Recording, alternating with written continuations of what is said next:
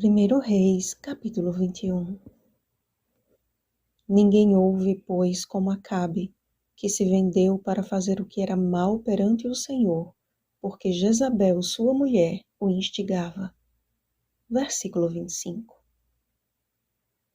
A manifestação divina no Carmelo, o fim da seca como predito pelo profeta, e o poder de Deus na batalha contra a Síria, parece que não foram suficientemente convincentes para que Acabe percebesse a misericórdia e a bondade de Deus.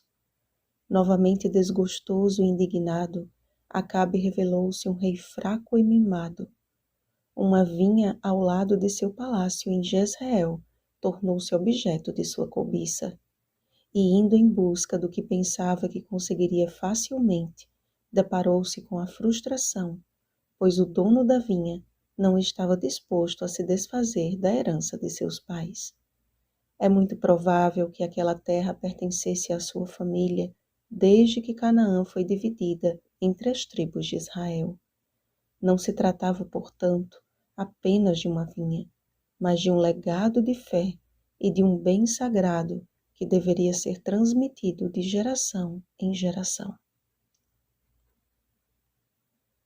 Vendo, porém, o estado emocional de seu marido, procurando saber o que havia acontecido, Jezabel logo tomou as rédeas da situação e prometeu agir como ela esperava que o rei de Israel agisse. Governas tu com efeito sobre Israel? Levanta-te, come e alegre-se o seu coração. Eu te darei a vinha de Nabote, o jezreelita.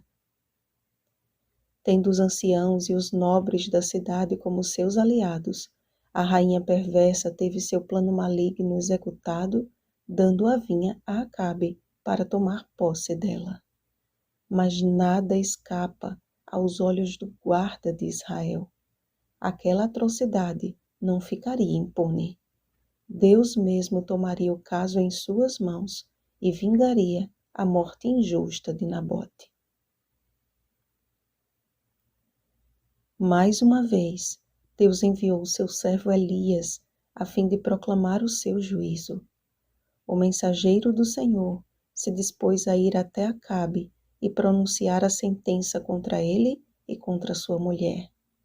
Suas muitas abominações haviam enchido o cálice da ira de Deus. Vendido para fazer o que era mal perante o Senhor e manipulado por Jezabel, Acabe havia se tornado um verdadeiro fantoche nas mãos de Satanás para degradar e destruir o povo de Israel. Sua fraqueza moral e espírito instável eram grandemente abalados na presença de Elias. Perturbador de Israel e inimigo meu foram os títulos dados por ele àquele que tornava exposto o seu pecado. A fidelidade de Elias revelava a sua infidelidade. A coragem de Elias revelava a sua covardia. A pureza de Elias revelava a sua imundícia. Como que diante de um espelho, Acabe se deparava com sua própria e indiscutível sentença. Culpado. Pela primeira vez, porém, Acabe entendeu que o juízo do Senhor só dá a sua palavra final mediante a escolha do próprio homem. Como sua atitude de humilhação mudou a sentença divina, enquanto houver graça, Deus está sempre disposto a mudar a nossa sorte. Antes de ascender aos céus, Jesus nos deixou a bendita promessa: E eu rogarei ao Pai, e ele vos dará outro Consolador, a fim de que esteja para sempre convosco. E continuou dizendo: O Espírito da verdade, que o mundo não pode receber, porque não o vê nem o conhece. Vós o conheceis, porque ele habita convosco e estará em vós. João capítulo 14, versículos 16 ao 17. É o Espírito Santo que tem o poder de converter os corações. Nenhuma ação humana, por melhor que seja, é aceita diante de Deus se não for movida pelo seu Espírito. Nenhuma palavra humana por mais agradável e eloquente que seja, tem a aprovação divina se não for iluminada pelo Espírito de Deus. Percebam que Jezabel e os principais da cidade estavam unidos pela maldade a fim de tomar posse de uma vinha alheia. Assim, Satanás e seus agentes têm trabalhado incansavelmente a fim de roubar, matar e destruir a vinha do Senhor. E somente os que tiverem o Espírito Santo reconhecerão o engano e buscarão refúgio em Deus. Incansavelmente, suas orações ascendem aos céus em busca de auxílio. Como Elias, são perseguidos pelos próprios irmãos e vistos como inimigos e perturbadores. Apesar disso, a nossa luta, amados, e isso precisa ficar bem claro, não é contra o sangue e a carne, isto é, não é contra pessoas, e sim contra os principados e potestades, contra as forças espirituais do mal, ou seja, contra Satanás e seus anjos caídos. Efésios capítulo 6, versículo 12. Trata-se, portanto, de uma batalha tão desleal quanto a do pequeno exército de Israel contra os milhares da Síria.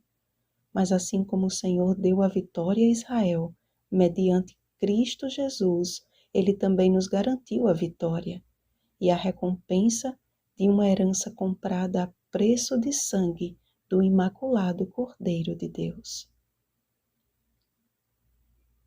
Como Acabe só enxergava em Elias o inimigo e perturbador, o homem natural não pode ver e nem conhecer a obra do Espírito Santo na vida das testemunhas de Jesus, a não ser que permitam ser convencidos por ele do pecado, da justiça e do juízo, e sejam guiados a toda a verdade. João capítulo 16, versículos 8 e 13. Não herdarão o reino de Deus. 1 Coríntios capítulo 6, versículo 9.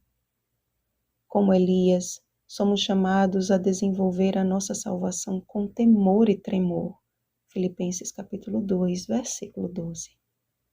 O Espírito Santo tem uma obra especial para realizar em nós de forma individual, a fim de que vivamos em unidade no coletivo. Foi assim com a igreja primitiva, foi assim na Reforma Protestante, foi assim na vida dos pioneiros adventistas, e será assim com o remanescente final. Cada grão importa para Deus em sua seara, e Ele não permitirá que caia na terra um só grão. Amós capítulo 9, versículo 9.